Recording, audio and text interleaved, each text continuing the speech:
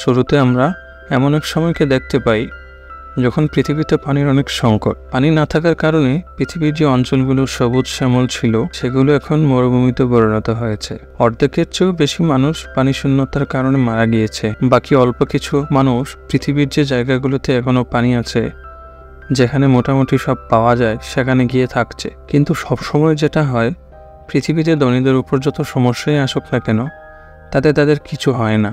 ঠিক এমনই কিছু এখানেও হচ্ছে। বড় বড় প্রাইভেট কোম্পানিরা মাটির একদম গভীর থেকে পানি তোলার জন্য বিভিন্ন জায়গায় পাওয়ারফুল মেশিন বসিয়ে দিয়েছে, কারণ এখনো কোথাও কোথাও এমন জায়গা আছে যেখানে মাটি থেকে পানি উত্তোলন করা যায়, আর সেখান থেকে যতটুকু পানি বের হয় সেগুলোকে তারা শহরে সাপ্লাই করে দেয়, যেখানে ধনীরা বসবাস করে।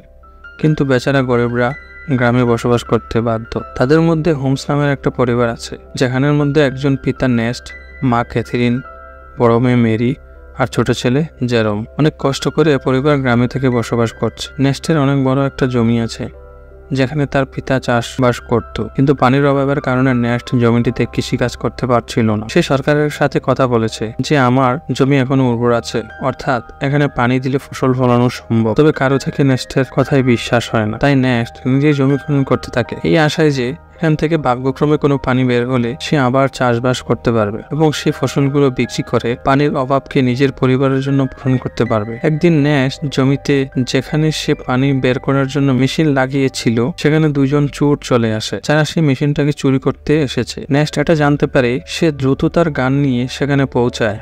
আর চোররা যখনই জানতে পারে নেস্ট এখানে এসে গিয়েছে, তখন তারা বাহানা করে যে আমরা তো অনেক দূর থেকে এসেছি, আমাদের একটু পানি দিলে অনেক উপকৃত হতাম। এটা বলেই সে চোর তার কাছে থাকা গান বের করে যেন সে নেস্টকে গুলি করতে পারে। কিন্তু নেস্ট এমন চোরদের সাথে প্রতিদিন মোকাবেলা করত, তাই সে দ্রুত চোরটি শুট করার আগেই তাকে গুলি করে মেরে ফেলে। নেস্ট তার মেশিন চেক করতে আসে, তখন বেচারা জানতে পারে এখান থেকে যে অল্প পানি বের হতো সেগুলো এখন শেষ হয়ে গিয়েছে। তার মানে এখন তাকে দূরের কোনো একটি জায়গায় গর্ত করে মেশিন লাগাতে হবে, যেন সেখান থেকে পানি বের করা যায়। নেক্সট জেরুমের সাথে ওয়াটারম্যানের কাছে আসলে ওয়াটারম্যান এমন লোকদের গ্রুপ যারা প্রাইভেট কোম্পানির জন্য কাজ করে, যেমন বড় বড় মেশিন লাগিয়ে পানি উত্তোলন করা, যেগুলোকে তারা শহরে সাপ্লাই করে দেয়। নেক্সট এদেরকে মদ বা খাবার পানি ডেলিভার করার কাজ করে সে শহর থেকে সব জিনিসগুলো নিজের গাদারকে করে এনে এই ওয়াটারম্যানদের দিয়ে দেয়। এই ওয়াটারম্যানদের মধ্যে ম্যাক্স নামের এক লোক রয়েছে, যার সাথে নেস্টের ভালো সম্পর্ক রয়েছে। নেক্সট ম্যাক্সকে বলে, দেখো ভাই, তুমি এখানে বড় বড় মেশিন লাগিয়েছো, এখান থেকে কিছুটা দূরে আমার জমি রয়েছে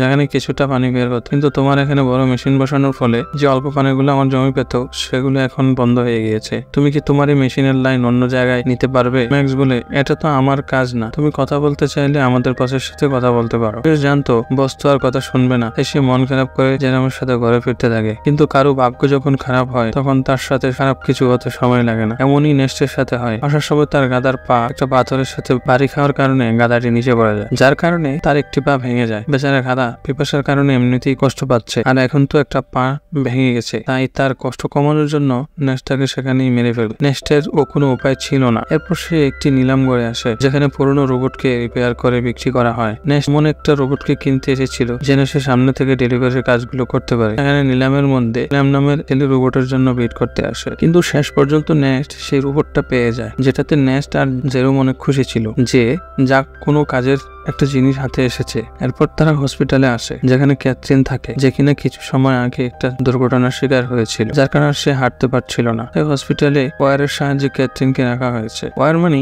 যেগুলো ক্যাথরিনকে হাঁটতে সাহায্য করে। এখন যেহেতু নেস্টের কাছে তো টাকা নেই যে সে ওয়ার টেকনোলজি গড়ে নিয়ে আসে, তাই সে এবং তার পরিবারের সবাই ক্যাথরিনকে হসপিটালে দেখতে আসে। এখন হসপিটাল থেকে বের হয়ে নেস্টের সাথে দেখা হয় রবি নামের এক ছেলে, যে নেস্টের ভালো বন্ধু ছিল। রবির থাকার কোনো ঘর ছিল না, সাথে সে মানসিকভাবে দুর্বল। তাই নেস্ট তার কাছে যেটুকু পানি ছিল সে রবি আর তার পরিবারকে সেগুলো খেতে দিয়ে দেয়, কারণ যদিও তার কাছে পানির অভাব, কিন্তু তার মন অনেক বড় ছিল। এখন নেস্ট সেখান থেকে যখনই ঘরে ফিরে আসে, তখন তার কাছে ফ্লেম পৌঁছায় আর বলে, তোমার রোবটটা আমাকে একটু দাও, আমার কিছু গুরুত্বপূর্ণ কাজ আছে। তবে নেস্ট জানতো ফ্লেম একটা বদমাশ ছেলে, সে রোবট ফিরিয়ে দেওয়ার সময় অনেক নাটক করবে, তাই নেস্ট রোবট দিতে সাফ মানা করে দেয়। সাথে এখানে বলে দেয় ফ্লেমের সাথে নেস্টের মেয়ে মেরির চক্কর চলছে। নেস্ট অনেকবার মেরিকে বোঝায় যে সে যেন ফ্লেম থেকে দূরে থাকে, সে ভালো ছেলে না, কিন্তু মেরি জীবনে কোনো ছেঁকা না খাওয়ার কারণে সে নেস্টের কথা রাজি হয় না, বরং সে ফ্লেমের কারণে তার পিতাকে ঘৃণা করে। এখন মা বাবার কথা না শোনার কারণে মেরির সাথে খারাপ কিছু ঘটতে চলেছে কিনা তা আমরা সামনে জানতে পারবো। এরপরের দিন নেস্ট আরেকটি জায়গায় গর্ত করছিল যেন সে সেখান থেকে পানি পায়, কিন্তু বড় মেশিনের পাইপলাইনের কারণে আশেপাশের সব এলাকা শুকিয়ে রয়েছে। তাই নেস্ট এখানেও নিরাশ হয়। নেস্ট গর্ত করার সময় সে জেরোমের সাথে কথা বলছিল। সে বলে, আমি যখন শহরে গিয়েছিলাম তখন সেখানে আমি একটা মেয়েকে দেখেছিলাম যার চুল ছোট কিন্তু দেখতে খুব সুন্দর। এখন তুমি বড় হয়ে গিয়েছো, তুমি বললে তার সাথে তোমার ফিক্স করিয়ে দেই। না জানি এমন অবস্থায় আমরা কতদিন বেঁচে থাকতে পারবো, তাই আমাদের কাছে যত সময় আছে সেগুলোকে আমাদের ভালোভাবে কাটানো উচিত। আর এভাবে নেস্ট আর তার ছেলের কথাবার্তায় বলে ভালো সময় কাটায়। এরপর নেস্ট যখনই ঘরে আসে তখন মেরি বলে, আমার টাকা চাই বাবা, আমি ফ্লেমের সাথে যাচ্ছি, আমার এখানে দম বন্ধ হয়ে যাচ্ছে। নেস্ট বলে, দম বন্ধ হয়ে যাচ্ছে মানে? আমি ছোটকাল থেকে তোমাকে লালন পালন করছি, তোমাকে সব দেওয়ার চেষ্টা করেছি, তবুও তুমি এমন কথা বলছো। কিন্তু মেরি তো উপর থেকে জবাব দেয়। সে বলে, আমরা এখানে বাস করছি না, বরং সার্ভাইভ করছি, আমি এমন জীবন চাই না। নেস্টের লাখ বোঝানোর পরেও যখন মেরি মানে না, তখন নেস্ট মেরিকে একটা রুমে বন্ধ করে জানালাতে পেরেক মেরে দেয় যেন সে ফ্লেমের সাথে দেখা করতে না পারে। যার পরে নেস্ট যখনই সাপ্লাই দেওয়ার জন্য শহরে যাচ্ছিল তখনই সে জানতে পারে তাদের গ্যারেজ থেকে রোবট গায়েব। এটা থেকে তার অবস্থা খারাপ হয়ে যায়। সে টেনশন করতে থাকে। সে বুঝতে পারে এই কাজটা ফ্ল্যাম ছাড়া আর কেউ করতে পারে না। তাই সে সেখান থেকে দ্রুত ওয়াটারম্যানের কাছে আসে যেন তাদের জিজ্ঞেস করতে পারে যে ফ্ল্যাম এখানে এসেছে কিনা। কিন্তু সে সেখানে আসতেই ম্যাক্স আর বাকি ওয়াটারম্যানরা মিলে তার উপর আক্রমণ করে দেয় আর সবাই মিলে তাকে মারধর করতে থাকে। তাদের কথা অনুযায়ী, তুমি আমাদের সাপ্লাই চুরি করেছো, যেটা আমাদের কষ্ট অর্জিত ছিল, সেটা হয়তো তুমি অন্য কোথাও বিক্রি করে দিয়েছো। নেক্সট বলে, আর এটা কি বলছো তুমি? আমি তো নিজে জিজ্ঞেস করতে এসেছি যে ফ্ল্যাম আমার রোবট এখানে নিয়ে এসেছে কিনা, কিন্তু উল্টো তোমরা আমাকেই মারছো। নেক্সট বুঝতে পারে অবশ্যই ফ্ল্যাম নেক্সটের বদলে সাপ্লাই নিয়েছে, আর সেটা ওয়াটারম্যানদের দেওয়ার বদলে চুরি করে অন্য কোথাও নিয়ে গিয়েছে। তাই নেক্সট এমনি করে ওয়াটারম্যানদের থেকে নিজেকে ছাড়িয়ে ফ্ল্যামকে খুঁজতে থাকে। আর বেশ কিছুক্ষণ খোঁজার পর সে ফ্ল্যামকে পেয়ে যায় এবং নেক্সটের সন্দেহ সঠিক ছিল। ফ্ল্যামই সাপ্লাই চুরি করে আর সেটা সে আরামে খাচ্ছিল। তাই নেক্সট গান পয়েন্ট করে ফ্ল্যামকে ভয় লাগায় আর তাকে ওয়াটারম্যানের কাছে নিয়ে যেতে থাকে, এটা বলার জন্য যে সাপ্লাই আমি নয় বরং ফ্ল্যাম চুরি করেছে।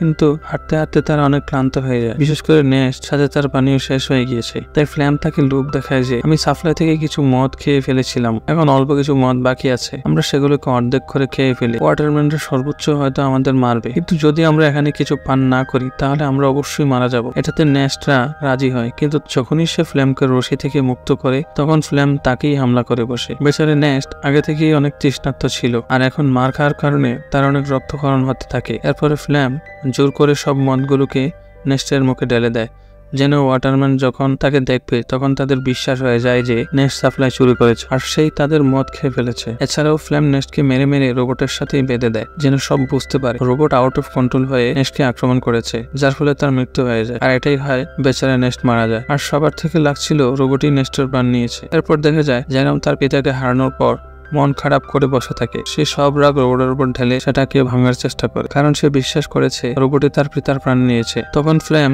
জেরেমকে এসে বলে, রোবট ভেঙে কি লাভ, এটা সামনে আমাদের কাজে আসবে, তাই এটাকে ভাঙিও না, চিন্তা করো না, আমি আছি তো, আমি তোমার পরিবারকে সামলাবো, তোমার ও মেরির ভালো খেয়াল রাখবো। এরপর দেখা যায় ফ্ল্যাম ম্যাক্স এর কাছে আসে আর বলে, আমি একটা পাইপের লাইন চাই যেন এটার সাহায্যে আমি নেক্সটের জমিতে চাষ করতে পারি। সে ম্যাক্সকে একটা ছুরি দেখিয়ে বলে, এই ছুরিটার কথা মনে আছে তো, সেদিন যখন তোমরা সাপ্লাইয়ের জন্য নেক্সটের উপর হামলা করেছিলে তখন নেক্সট তোমার থেকে এই ছুরিটা নিয়ে ফেলেছিল, আর আমি এই ছুরিটা তার বডির পাশে পেয়েছি যেখানে তোমার নামটাও লেখা আছে, সাথে সবাই জানে তোমার এবং তার সাথে লড়াই হয়েছিল। তাহলে আমি ভাবছিলাম কি আমি সবাইকে এটা বলে দিই যে লড়াইয়ের সময় ম্যাক্স যখন নেক্সটে মারতে পারেনি তখন সে পরের সুযোগ পেয়ে নেক্সটকে মেরে দেয় আর দোষ দিয়ে দেয় রোবটের উপর। এটা শুনে ম্যাক্স ভয় পেয়ে যায় আর ফ্ল্যামের কথায় রাজি হয়ে কোম্পানি থেকে লুকিয়ে একটা সিক্রেট পাইপলাইন নেক্সটের জমিতে দিয়ে দেয়, যার ফলে সেই জমিতে পানি পেতে শুরু করে।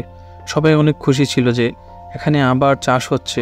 ফ্ল্যাম প্রতিদিন নাঙ্গল চালায় যেন ফসল ফলাতে পারে, আর দেখতে দেখতে তার পরিশ্রমের ফল পাওয়া যায়, অর্থাৎ ক্ষেতের সব দিকে ফসল ফলতে শুরু করে, যেগুলো দেখে জেরোম আর বাকিরা অনেক খুশি ছিল। সাথে ফ্ল্যাম আর মেরির রিলেশনশিপ ছিল, যার পরে তাদের বিয়ে হয়ে যায়। বিয়ের পর ফ্ল্যাম অনেক খুশি ছিল আর সে ভাবছিল যে এই সব কিছু নেক্সটের ছিল, আর যদি সে বেঁচে থাকতো তাহলে না তো তার সাথে মেরির বিয়ে হতো আর না তো সে এই জমি পেত। নেক্সটের মারা যাওয়ার পর সে সবকিছু নিজের করে নিয়েছে। কিছুদিন পর দেখা যায় ব্যাংক থেকে কিছু কর্মচারী আসে যাদের কথা শুনে ফ্লেমের পায়ের তলার মাটি সরে যায়। ব্যাংকের কর্মচারীরা বলে, যে জমিতে তোমরা ফসল ফলেছ সেই জমিটাকে নেক্সট বন্ধ করে রেখেছিল, সেটা তো তোমার না, তাই এই জমিটা ব্যাংকের হলো, আর এখানে যে ফসল ফলেছে সেটাও ব্যাংকের কাছে যাবে। ফ্লেম বলে, না, এক কথাটা তোমাদের ফসল ফলার আগে বলা উচিত ছিল। তুমি যদি প্রথমে বলে দিতে তাহলে আমি আরেকটি জমি দেখে নিতাম। কিন্তু ব্যাংকের কর্মকর্তারা তার কথা শুনে না, আর বলে 1 সপ্তাহের ভেতর টাকা দিতে না পারলে এই জমিটাকে তুমি ভুলে যাও। এটা বলে তারা চলে যায়। এমন এক চিন্তিত হয়ে পড়ে যে নেক্সট আমাকে বোকা বানিয়ে দিয়েছে, ভিখারি কোথাকার, জমিন পর্যন্ত বন্ধক রেখেছে, এখন টাকা কোথা থেকে আসবে। ফ্লেম একটা পথ খুঁজে পায়, তা হচ্ছে তাদের রোবটকে বিক্রি করে দেওয়া। আর সে সেটাই করে। সে নেক্সটের রোবটটিকে গাড়িতে তোলে আর জেরমকে বলে, আমি রোবটটাকে বিক্রি করতে যাচ্ছি, যেন এখান থেকে পাওয়া টাকাগুলো দিয়ে আমি ব্যাংকের ঋণ পরিশোধ করতে পারি। তবে ফ্লেম তো কোনো ভালো ছেলে ছিল না। সে রবির কাছে আসে আর তাকে বলে, তুমি আমার সাথে আসো, আমি তোমার জন্য খাবার পানির ব্যবস্থা করছি। এটা শুনে বেচারা রবি নিজের বাচ্চাকে নিয়ে ফ্লেমের সাথে চলে যায় আর তার স্ত্রীকে সেই জায়গায় রেখে যায়। কিন্তু ফ্লেম একটি সময় রবির বাচ্চাটাকে এসে ফেলে, যেখানে থেকে পাওয়া টাকাগুলো সে ব্যাংকে দিয়ে দেয়। এখন এটার খবর যখনই রবির কাছে আসে তখন সে ফ্লেমের সাথে ঝগড়া করতে থাকে। কিন্তু ফ্লেম যেখানে বাচ্চাটাকে বিক্রি করেছিল সেখানে ঝগড়া করার কোনো নিয়ম ছিল না, আর বাচ্চা হয়ে গিয়েছে মানে চুক্তি আর ভঙ্গ হবে না। তাই সে খারাপ লোক আর রবিকে গুলি করে মেরে ফেলে। সাথে তারা ফ্লেমকেও গুলি করার চেষ্টা করে, কারণ তাদের তো এতক্ষণ মনে হয়েছিল ফ্লেম রবির পারমিশন নিয়েই তার বাচ্চাকে বিক্রি করেছে। ফ্লেম কোনো মতে দৌড়ে সেখান থেকে প্রাণ নিয়ে বেঁচে ফিরে। সাথে সেই রোবটটাকে সেখানেই ফেলে আসে, কারণ তাকে জেরমকে তো বলতে হবে যে টাকা বাচ্চাকে বেচে নয় বরং রোবটকে বেঁচে এসেছে। নেক্সট এমনিতে তো মেরিকে ফ্লেমের সাথে যেতে মানা করেনি। যাই হোক, এরপর দেখা যায় ব্যাংকের ঋণ পরিশোধ করার পর ফ্লেম জমিটা আবার পেয়ে যায়। ওদিকে রোবটটি হেঁটে হেঁটে তার আসল মালিকের কাছে যেতে থাকে, কারণ যখন সে বদমাশরা ফ্লেমকে শুট করেছিল তখন কিছু গুলি রোবটটি থেকেও লেগে যায়, যেটাতে রোবটের ডিফল্ট সেটিং অন হয়ে যায়। আর এই জন্যই সে তার অরিজিনাল ওনারের কাছে যেতে থাকে, যে কিনা শহরে থাকে। ওনারের নাম হচ্ছে কেলভিন। সে যখনই রোবটটিকে দেখে তখন সে অবাক হয়ে যায়, যেটি কার রোবট আবার ফিরে এসেছে। রোবটের গায়ে নেস্টারের নাম লেখা ছিল। তাই কেলভিন রেডিওর সাহায্যে নেস্টারের সাথে যোগাযোগ করার চেষ্টা করে, যেন সে এখানে এসে নিজের রোবটকে নিয়ে যায়। কিন্তু জেরম যখনই রেডিওকে অন করে তখন সে অবাক হয়ে যায় যে ফ্লেম তো বলেছিল সেই রোবটটাকে বিক্রি করে দিয়েছে, এখন এই কেলভিন নামের লোকটা বলছে রোবট তার কাছে। তাই সে ডিসাইড করে কেলভিন যখন রোবট ফিরিয়ে দিতে চায় তাহলে তো ভালো, জেরম সেটা নিজে গিয়ে নিয়ে আসবে। সেদিন জেরম রবির ওয়াইফকে দেখতে পায়, যে কিনা রবিও তার বাচ্চা ফিরে না আসায় হতবাক হয়ে আছে। এখন সে একটা পুতুল নিয়ে তার বাচ্চা ফিরে আসার অপেক্ষা করছে। ফ্লেম এসে তাকে সেখান থেকে নিয়ে যায়। এই জিনিসটা দেখে যেন আমার সন্দেহ হয় কিছু একটা তো হয়েছে, যেটা ফ্লেম লুকাচ্ছে। যাই হোক, এর পরের দিন সে শহরে যাওয়ার উদ্দেশ্যে বেরিয়ে পড়ে। তবে শহরের বর্ডারে তার বয়স 14 বছরের নিচে হওয়ার কারণে গার্ডার তাকে শহরে যেতে দেয় না। তখনই সেখানে একটা মেয়ে আসে যার নাম আনা, যে কিনা এখানে গোপনে মানুষদের পাচার করার কাজ করছে। তাই সে জেরমকে বলে, আমার সাথে চলো, আমি তোমাকে শহরে পাঠাতে পারবো, সেটাও কম টাকায়। জেরম যখনই আনাকে দেখে তখন সে অবাক হয়ে যায়, কারণ আনা হুবহু সেই রকম যেমনটা নেশ তাকে সেই ছোট চুলওয়ালা মেয়েটির ব্যাপারে বলেছিল। অর্থাৎ এটাই সেই মেয়ে। জেরম তাকে নেস্টের ব্যাপারে জিজ্ঞেস করে, কিন্তু আনা তো নেস্টকে চিনে না, তাই জেরম আর কিছুই বলে না। এরপর আনা জেরমকে শহরের দিকে নিয়ে যাওয়া মালবাহী গাড়িতে লুকিয়ে বসিয়ে দেয়, যেটার সাহায্যে জেরম অবশ্যই শহরে পৌঁছে যায়। এখন শহরে আসার পর সে কেলভিনের সাথে দেখা করে, যেখানে তাকে তার রোবট ফিরিয়ে দেয়। রোবটের গায়ে যে গুলিগুলো লেগেছিল সেটাও কেলভিন রিপেয়ার করে ফেলেছে, সাথে সে রোবটের সেটিং ঠিক করে দিয়েছে। কিন্তু জেরম যখনই রোবটকে মন দিয়ে দেখে তখন সে জানতে পারে এটাতে ক্যামেরা আছে, যেটা লেজারের মতো ভিডিও রেকর্ড করে। ভিডিওগুলো তেমন পরিষ্কার তো না, কিন্তু এটুকু পরিষ্কার ছিল যে সেটাকে দেখা যায়। তখন সেই ভিডিওগুলোতে জেরম তার পিতা নেস্টের সাথে মুহূর্তগুলো দেখতে থাকে। এই ভিডিওগুলোতে সেই ভিডিওটা ছিল যখন ফ্লেম নেস্টকে মেরেছিল, যার পরে সে রোবটের সাথে তাকে বেঁধে দেয়। এখন এগুলো দেখে জেরম প্রচন্ড অবাক হয়ে যায়। সে সত্যিটা জানতে পেরেছে যে তার পিতা কোনো অ্যাক্সিডেন্টে মারা যায়নি। জেরম রোবটটাকে ঘরে নিয়ে আসে, কিন্তু ঘরে আসতেই সে ফ্লেমকে এটা বলে না যে সে সত্যিটা জেনে গিয়েছে, কারণ মেরি যদি জানতে পারে এসব কিছু ফ্লেম করেছিল তাহলে সেগুলো সহ্য করতে পারবে না। এর উপরে সে প্রেগনেন্ট। তাই জেরম একটা প্ল্যান করে আর ফ্লেমকে বলে, আমি শুনেছি রবি তোমাকে ডাকছে। এটা শুনে ফ্লেম টেনশন করে যে রবি তো মারা গিয়েছে, এখন এটা কোন রবি ডাকছে। তাই সে জেরমকে বলে হতে পারে সেটা অন্য কেউ। এখন প্ল্যান ফেল হতে দেখে জেরম একটা লেটারে লিখে ফ্লেমকে পাঠায়, যেন এটা পরে ফ্লেম থেকে মনে হয় এটা রবি পাঠিয়েছে। ফ্লেম দেখে রবি তাকে সেই জায়গাটায় আসতে বলেছে যেখানে নেস্ট মারা গিয়েছে। ফ্লেম বুঝতে পারে কিছু তো গন্ডগোল আছে, তোমার থেকে সেখানে গিয়ে দেখতে হবে। তাই সে সেই জায়গাটাই যায়। যেখানে সে ন্যাশকে মেরেছিল, কিন্তু একটি সময় সে ভুলে গর্তে পড়ে যায়, যেখানে পড়ে যেতেই তার পা ভেঙে যায়। সে সাহায্য চাইতে থাকে। তখনই তার সামনে জেরম আসে, যার হাতে ছিল একটি গান। তাকে এত রাগে দেখে ফ্লেম বুঝতে পারে জেরম সবকিছু জেনে গিয়েছে, আর এই সবকিছু জেরমের প্ল্যান ছিল। ফ্লেম তাকে বলে, দেখো যা হয়েছে আমি তার জন্য দুঃখিত, কিন্তু দেখো আমি মেরি আর তোমার কত খেয়াল রেখেছি। যদি আমার কিছু হয়ে যায় তাহলে মেরি এগুলো সহ্য করতে পারবে না, তাই আমাকে যেতে দাও। কিন্তু জেরম তার কথা শোনে না আর সোজা তাকে গুলি করে মেরে ফেলে। এরপর দেখা যায় সেই রোবটটিকে মেমোরি রিসেট করে দেয়, যেন মেরি এ ব্যাপারে কোনোদিনও জানতে না পারে। সে চায় না মেরি এই সত্যিটা জানুক। কিছুদিন চলে যাওয়ার পর যখন ফ্রেম ঘরে আসে না, তখন মেরি অনেক টেনশন করতে থাকে। জেরম বলে সে কখনো ভালো মানুষ ছিল না, সে তোমাকে ছেড়ে চলে গিয়েছে। এটা শুনে মেরি অনেক দুঃখী হয় আর নিজের মন থেকে ফ্লেমের জন্য ভালোবাসা বের করে এবং উল্টো থেকে ঘৃণা করা শুরু করে। জেরম খুব ঠান্ডা মাথায় তার বদলা নিয়েছে। এরপর থেকে জেরম আর মেরি ঘর চালানো শুরু করে। এখন তো তাদের কাছে জমিও আছে, যেটাতে চাষ হওয়া ফসল বিক্রি করে তারা তাদের মাকে ঘরে নিয়ে আসবে।